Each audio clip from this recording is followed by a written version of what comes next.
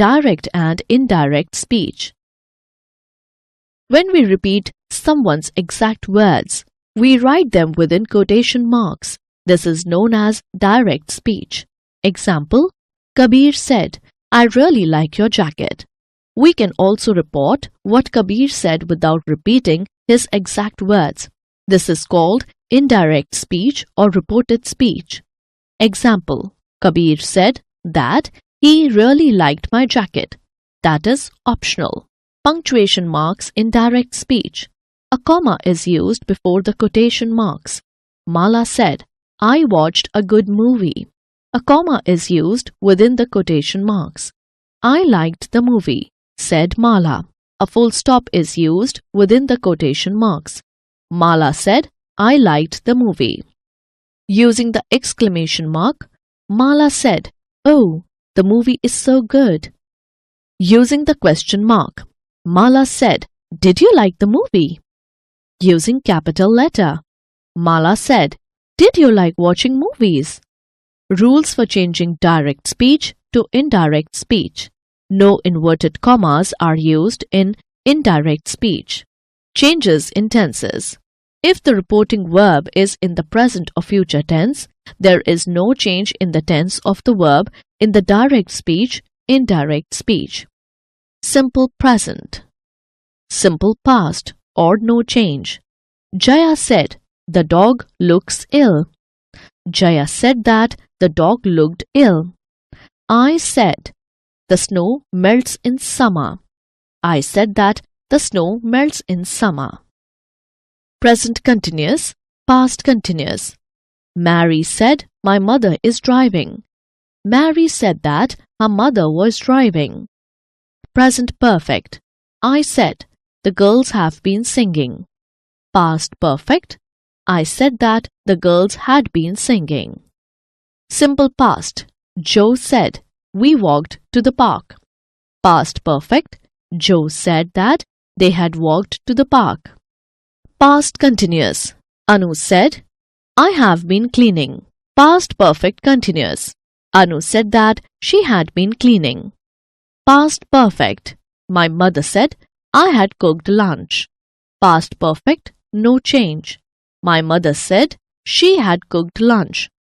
She said, "I had been waiting for 3 hours." She said that she had been waiting for 3 hours. There is no change in the past perfect and past perfect continuous tense. When reporting speech in the future tense, the modal verbs change. Saira said, "I will go in June." Saira said she would go in June. Akash said, "I will be working tomorrow." Akash said he would be working the next day. Modal auxiliaries must, ought to, and should do not normally change, but must can be changed into had to as in. He said, "I must sleep." It will change to he said that had to sleep. Changes in the personal pronouns. First person pronoun in direct speech, that is, I, we, is changed according to the pronoun of reporting verb if pronoun in reporting verb is third person pronoun, that is, he, she. Examples. She said, "I don't want this toy." She said that she didn't want that toy. First person pronoun in direct speech, that is, I, we, is not changed if the pronoun subject of reporting is also first person pronoun, that is, I or we. Examples. We said, "We are not free." We said that we were not free. Second person pronoun in direct speech, that is, you, is changed according to object of reporting verb. Examples. I said to her, "You are very bright." I told her that she was very bright. Third person pronoun in direct speech, that is, he, she, it, is not changed in indirect speech. He said she is not allowed to enter the school. He said that she was not allowed to enter the school. Adjectives and adverbs. Speaker's words, reported speech. Here, there, this, that, now, then, today, that day, tonight, that night, tomorrow, the next day, the following day, yesterday, the day before, the previous day, next Monday, the following Monday, last Monday, the previous Monday, next week, the following week, last week, the previous week. She said to him, I will see you tomorrow. She said that she would see him the next day. Changing different types of sentences from direct speech into indirect speech. Statements or assertive sentences. Interrogative sentences or questions. Imperative sentences, commands, requests, and advice. Exclamatory sentences. Changing dialogues into indirect speech. Statements or assertive sentences. Said is often changed to told if it is followed by an object. Said, told is followed by that.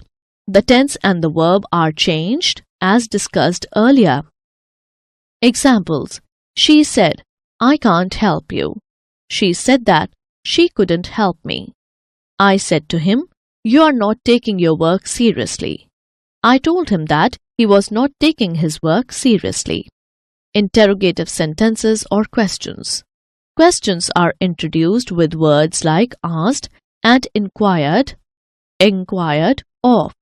When an interrogative sentence begins with an interrogative pronoun, what, who, which, whom, whose, or interrogative adverb, where, when, why, how, the indirect speech is introduced by the same word with which the question in the direct speech begins.